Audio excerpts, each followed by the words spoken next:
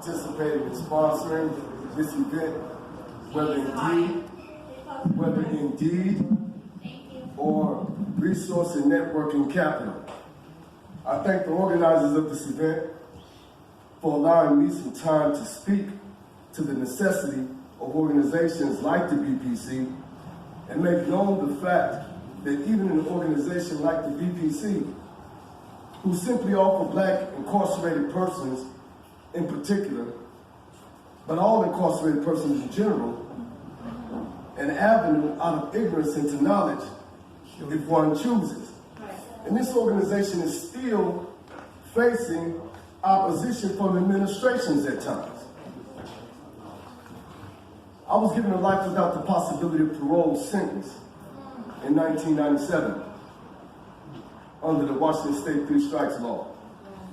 While serving that sentence, it was in the year 2000 that I first attended a BPC meeting and experienced a learning environment that, if engaged properly, can act as initiation from a place of ignorance to a place of knowledge. It wasn't until 2005 that I would get the opportunity to experience the BPC again, and when I did, the spirit of the BPC organization had been mobilized to address the injustices that was happening in Hurricane Katrina.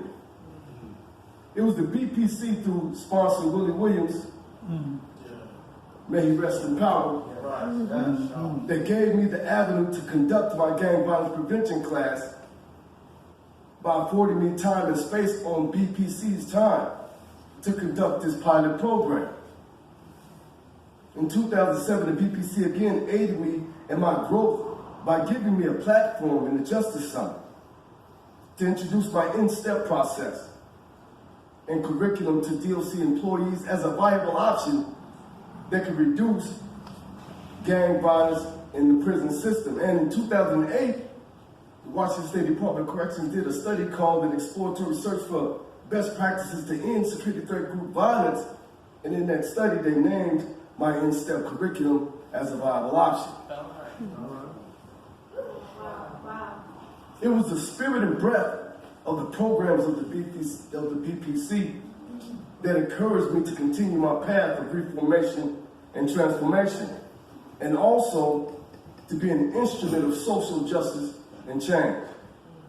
It acted as a light that shined in a dark circumstance, a dark environment, giving Black men in particular a support system behind the steel curtains wherein one could attend and not only work on issues that were prevalent amongst us as Black men, because we know we got issues. Some of us, go ahead. And also, no, some of us, no. We all in the forefront of prison populations. It offered me a nurturing and cultivating learning environment that is conducive to growth and development. BC sponsors and its membership stood in the gap between incarcerated persons and discriminatory administrative practices that infringed upon our rights as individuals, as human beings, and as men, using policies and procedures as a guide to hold administrations accountable for their part in the rehabilitative process. I can still remember sitting in the room in the PAB with Willie Williams. And I was talking to him about writing a memoir about the gang lifestyle, because much of my extensive prison history has been rooted in that reality. And at the time, I was ambivalent about writing this memoir. And this was when Willie introduced the concept of the Sankofa bird to me. And he told me simply, if you don't write your story, somebody else will. I took him up on his advice, and that was 14 books ago.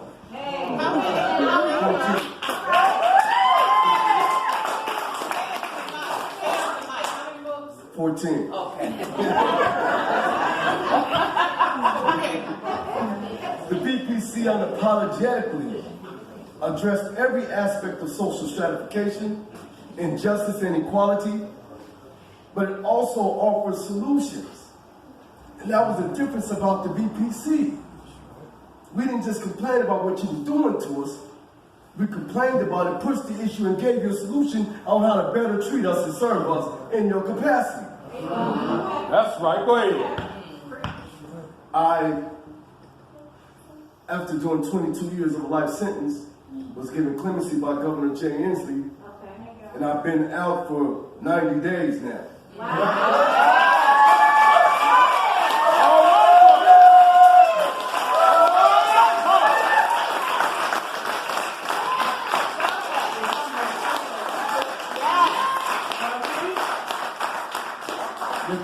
With the organizing skills that I learned in BPC and the information that was given to me on nonprofit organizations, through the BPC, I started my own nonprofit organization, the Tax On Incorporated, which is a 501c3 tax exempt organization from prison. Wow. I didn't wait till I got here. All right. We turned our prisons into cells. Wow. We got to start turning ourselves into offices.